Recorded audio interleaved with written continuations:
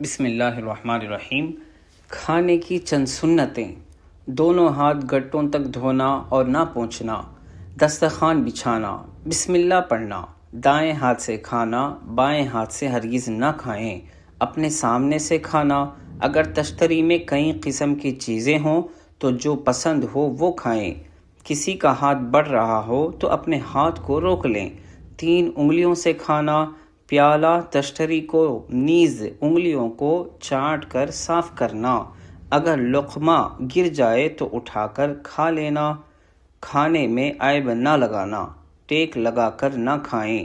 کھانے کے بعد کی دعا پڑھنا، الحمدللہ الذی اطعمنا وسقانا وجعلنا من المسلمین،